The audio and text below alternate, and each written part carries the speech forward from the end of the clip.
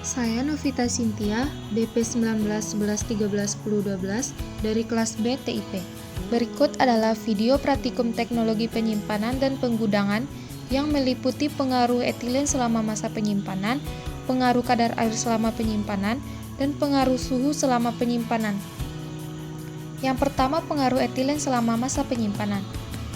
Pendahuluannya, produk hortikultura menghasilkan etilen untuk dimanfaatkan dalam berbagai proses pada fase pemasakan dan pematangan buah. Etilen merupakan salah satu senyawa volatil mudah menguap yang dibebaskan pada waktu terjadi proses pematangan dan merupakan hormon yang dibutuhkan dalam proses pematangan.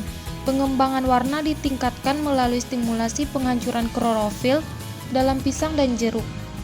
Etilen yang diberikan dapat menyeragamkan pematangan buah dan biasa disebut sebagai pemeraman.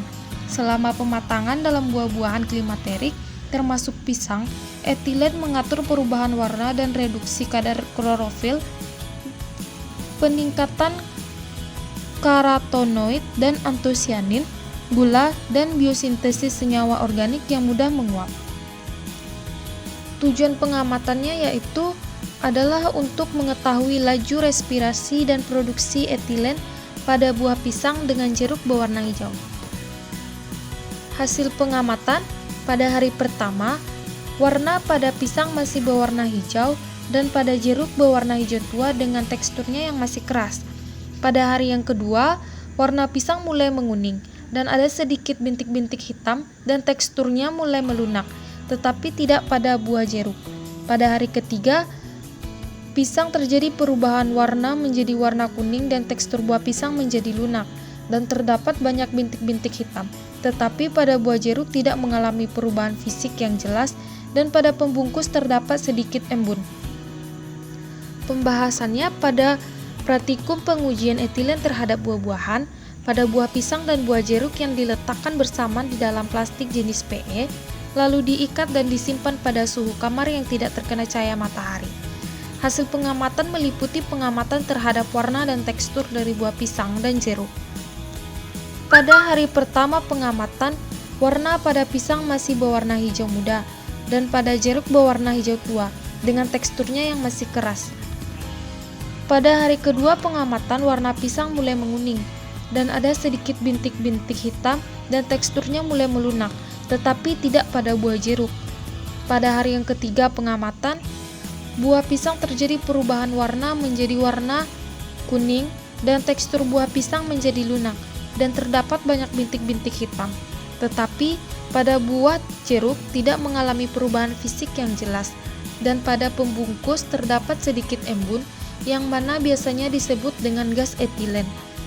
Pada buah pisang, produksi etilen dipengaruhi oleh suhu dan mikroorganisme yang mana menyebabkan terjadinya peningkatan etilen sehingga mempercepat proses pemasakan.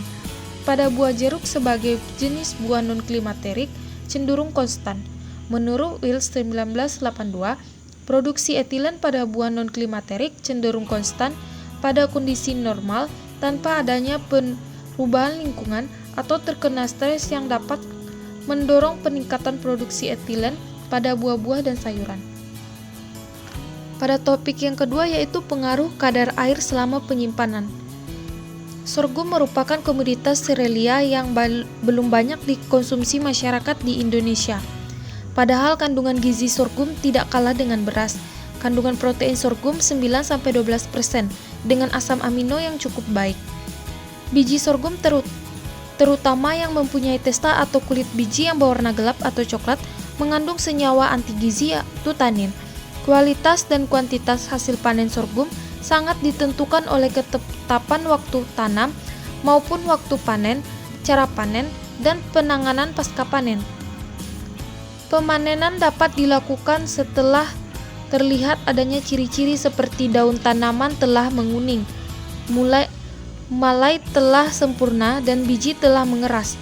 Selain ciri visual, saat panen juga dapat diduga dengan melihat umur bakal biji terbentuk, biasanya umur 60-65 hari. Dan berdasarkan informasi tersebut, waktu panen yang tepat adalah 40-50 hari setelah bakal biji terbentuk. Kadar air biji sorghum saat panen bervariasi antara 20-23%. Panen sorghum dilakukan dengan memotong malai dengan menggunakan sabit atau parang. Panjang malai yang telah masak fisiologis umumnya bervariasi antara 20-23 cm dan berbentuk elip kompak. Malai sorghum dipotong sekitar 20 cm dari pangkal malai dengan menggunakan sabit. Malai yang telah dipotong selanjutnya dikumpulkan dan dimasukkan ke dalam karung plastik untuk diproses pada fase selanjutnya.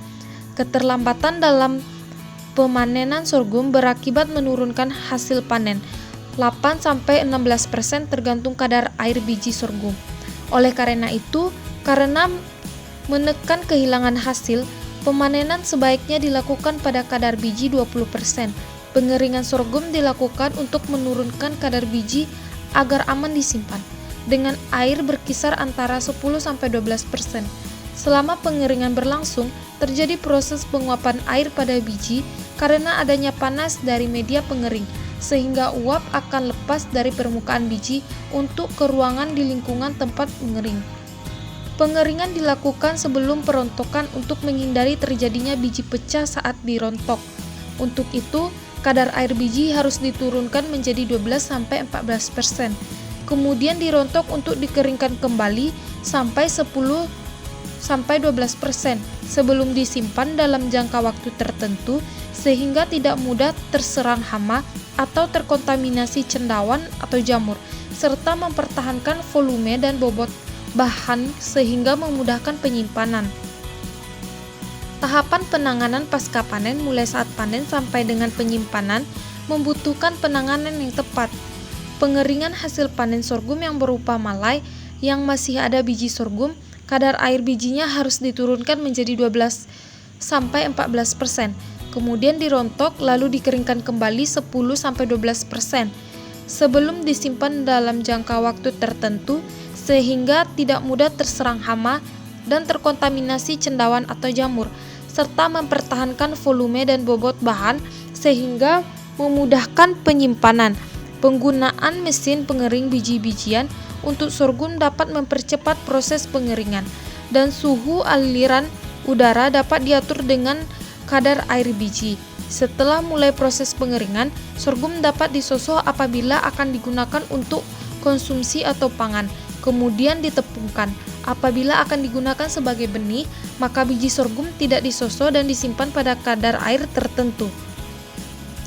Pada topik 3 yaitu pengaruh suhu selama penyimpanan. Pendahuluannya, ikan nila merupakan komoditas perairan darat yang banyak digemari oleh masyarakat, baik lokal maupun mancanegara. Ikan merupakan sumber bahan pangan yang bermutu tinggi, karena mengandung protein yang sangat baik, dibutuhkan oleh tubuh manusia. Di samping itu, ikan merupakan salah satu jenis bahan pangan yang mudah rusak, sehingga mutu ikan mudah menurun. Tubuh ikan mengandung protein dan air cukup tinggi, sehingga merupakan media bagi pertumbuhan bakteri pembusuk dan mikrob yang lain. Pendinginan merupakan salah satu cara proses pengawetan yang menggunakan suhu rendah untuk menghambat aktivitas enzim dan mikrob. Pendinginan akan memperpanjang masa simpan ikan. Pada suhu 15-20 derajat Celcius, ikan dapat disimpan hingga sekitar 2 hari. Pada suhu 5 derajat Celcius, tahan selama 5-6 hari. Sedangkan pada suhu 0 derajat Celcius dapat mencapai 9-14 hari. Suhu yang lazim dipertahankan selama proses penyimpanan ikan nila berkisar antara 0-5 derajat Celcius. Perlakuan lama penyimpanan berpengaruh nyata terhadap penampakan luar ikan, tekstur, bau, rasa, aroma, dan pH dan kadar air untuk memperoleh mutu ikan segar sampai jangka waktu tertentu. Tujuan pengamatannya yaitu untuk mengetahui pengaruh suhu selama penyimpanan ikan nila. Berikut adalah foto pengamatan ikan yang disimpan pada lemari pendingin. Disimpan di lemari pendingin pada suhu kecil 10 derajat Celcius. Pada penyimpanan ikan segar dengan suhu kecil 10 derajat Celcius, Penyimpanan ikan dalam wadah tertutup setelah 3 jam, ikan masih dalam kondisi segar, tidak mengeluarkan bau amis atau busuk, dan warnanya masih cerah. Pada penyimpanan jam ke-6 dan jam 12, pertama ikan masih mengeluarkan bau khas ikan. Warna masih cerah dan teksturnya masih lunak. Pada hari kedua selama penyimpanan, pada jam ke-3, ke-6, ke-12, dan jam ke-24 masih tercium bau khas ikan dan warnanya sedikit pucat. Pada hari ketiga selama penyimpanan, yaitu mulai tercium bau amis pada ikan. Penyimpanan ikan pada suhu kecil 10 derajat Celcius selama 3 hari dapat memperlambat proses pembusukan pada ikan, ditandai dengan tidak adanya bau amis atau busuk dan warna yang sedikit pucat. Disimpan di suhu ruang pada suhu 25-30 derajat Celcius. Pada penyimpanan ikan segar dengan suhu ruang 25-30 derajat Celcius, penyimpanan dalam wadah tertutup setelah 3 jam dilakukan penyimpanan. Ikan sudah mulai mengeluarkan bau amis, tetapi pupil ikan masih terlihat berwarna hitam pekat. Pada jam ke-6 dan jam ke-12 setelah penyimpanan pada suhu ruang, ikan mengeluarkan bau busuk yang menandakan bahwa ikan tidak segar lagi dan terdapat air di dalam wadah. Pada jam ke-24 setelah penyimpanan, ikan dalam suhu ruang sudah mengalami pembusukan, ditandai dengan bau busuk yang semakin menyengat. Warna ikan tidak cerah lagi, serta pupil ikan yang sudah ditutupi lendir pada pengamatan jam ke-24. Pada suhu ruang 25-30 derajat Celcius dengan wadah tertutup, terdapat hasil bahwa suhu ruang 25-30 derajat Celcius tidak dapat mempertahankan kesegaran ikan dikarenakan suhu yang tinggi menyebabkan proses pembusukan semakin cepat. Penyimpanan ikan segar dalam wadah tertutup dalam suhu 25-30 derajat Celcius tidak efektif dan mempertahankan kesegaran dan mutu ikan. Disimpan di freezer atau beku pada suhu kecil 0 derajat Celcius. Pada penyimpanan ikan segar dengan suhu kecil 0 derajat Celcius dalam wadah tertutup setelah 3 jam penyimpanan, ikan tidak mengeluarkan bau. Pada jam ke-6 dan jam ke-12 setelah penyimpanan, sudah terdapat sedikit es pada ikan. Tekstur ikan menjadi kaku dan keras pada jam ke-24 setelah penyimpanan. Es menutupi kulit ikan semakin banyak dan tekstur ikan semakin kaku dan keras. Pada jam ke-3, ke-6, ke-12, dan ke-24, pada hari kedua dan ketiga penyimpanan, tidak banyak perubahan yang terjadi pada ikan, kecuali es yang semakin menebal dan bau khas ikan yang sedikit tercium. Penyimpanan ikan pada suhu kecil 0 derajat Celcius dapat memperlambat proses pembusukan ikan selama 3 hari penyimpanan.